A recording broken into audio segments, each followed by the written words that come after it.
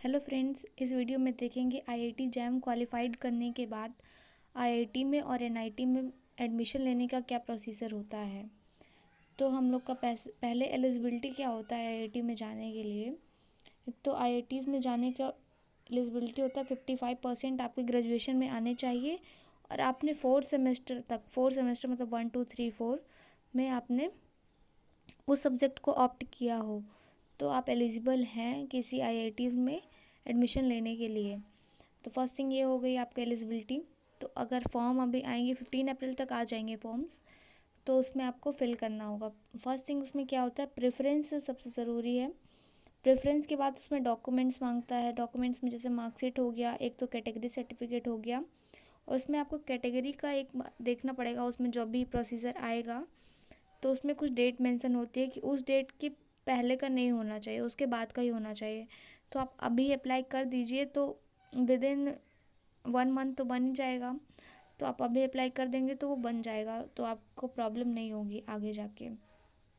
तो और सबसे इम्पॉर्टेंट थिंग होती है प्रेफरेंस के लिए। प्रेफरेंस में क्या होता है कि आपको कौन सा कॉलेज चाहिए होता है। आप एक बार तो कॉलेजेस में जाके अपनी रैंक के अकॉर्डिंग देख के तो कॉलेजेस का पूरा लिस्ट देख लीजिए, क्या रैंक थी उस पर, किस आपको आपकी रैंक के अकॉर्डिंग आपको कौन सा कॉलेज मिल सकता है।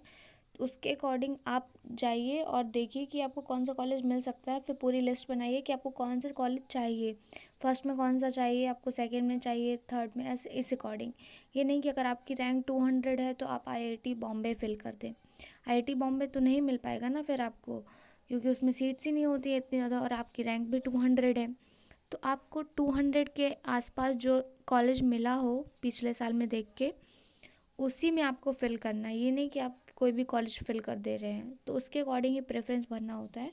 और अगर आप इस ये सब चेक करके ही भरेंगे तभी आपको अच्छा कॉलेज मिल सकता है।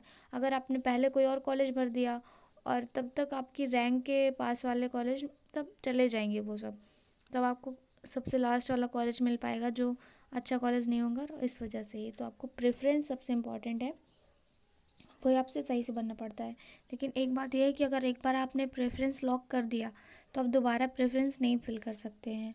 और अब देखते हैं काउंसलिंग कितने राउंड्स में होती है। तो काउंसलिंग 3 राउंड्स में होती है अपनी। तो इनमें क्या होता है, थर्ड राउंड में, फर्स्ट सेकंड थर्ड राउंड में होती है। तो हम लोग फर्स्ट राउंड में क्या होता है, अगर आपको सीट मिल जाती है, जैसे आपने प्रेफरेंस वाला फिफ्थ आईआईटी गांधीनगर है, ठीक है। तो आपको अगर गांधीनगर मिल गया, आपकी रैंक, अगर आपने प्रीवियस ईयर देखा है, अगर आपकी रैंक और भी ऊपर वाले कॉलेजेस में मिल सकता है तो आप क्या करेंगे, एक ऑप्शन होता है उसमें एक्सेप्ट एंड फ्रीज। तो अगर आपको मतलब अगर वही कॉलेज चाहिए तो आप ये वाला कर सकते हैं। अगर आपको कॉलेज नहीं चाहिए, आपको उससे ऊपर वाला चाहिए, तो आप उसमें एक्सेप्ट एंड अपग्रेड वाला कर सकते हैं। तो आपको अगर उसमें कोई वैकेंसी खाली होती है अगर ऊपर वाले कॉलेजेस में, तो आपको उसमें सीट मिल सकती है। 3 राउंड होते हैं, अगर आपको नहीं, सेकेंड राउंड में भी नहीं मिला तो आप थर्ड में फिर से एक्सेप्ट एंड अपग्रेड कर दीजिए।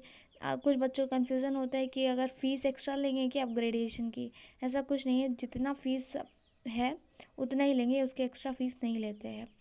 तो ये प्रोसीजर है पूरा आपको आईआईटीज़ वाला।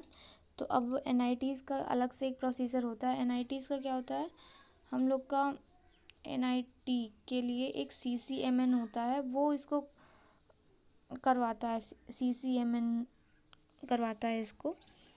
तो उसमें भी 3 राउंड्स होते हैं, लेकिन उसने क्या कंसीडर किया है, स्पेशल राउंड भी रख दिए हैं। अगर बाद में 3 राउंड्स के बाद भी अगर वैकेंसी खाली रह जाती है तो आपको उसमें भी सीट मिल, स्पेशल राउंड हुआ तो उसके लिए आपको अलग से फ़ी पेमेंट करना पड़ता है। और आपको पहले ही, आई थिंक पहले ही आपको रुपया सबमिट करने होते हैं। फ़ी जो होता है उसका 10,000 या 15,000 अप्रॉक्स, वो आपको सबमिट करना होता है। और प्रोसीजर वही है, एक्सेप्ट एंड लॉक अपग्रेड वाला, तो वही करना होता है। बस आपको एनआईटीज़ में देखना हो कि उसका सीसीएमएन में होता है और आईआईटीज़ का आईआईटीज़ में होता है। तो सीसीएमएन के अकॉर्डिंग आपको मिल जाएगा। अगर एनआईटीज़ में वो सीट्स वैकेंट रह जाती हैं तो वो अपने स्पेशल राउंड ऑर्गेनाइज़ करा देते हैं। तो कुछ बच्चों का लक होता है, जिसमें अभी पिछले बार देखेंगे एनआईटी राउरकेला में 2000 तक के बच्चों को ले लिया गया था। तो वो तो फिर स्पेशल राउंड के अकॉर्डिंग है, उन बच्चों का लक भी है जिनको मिल गया। तो अपने अकॉर्डिंग ही होता है कि अगर उसमें वैकेंट रह गई है सीट तो आपको स्पेशल राउंड में मिल जाएगा अच्छा कॉलेज।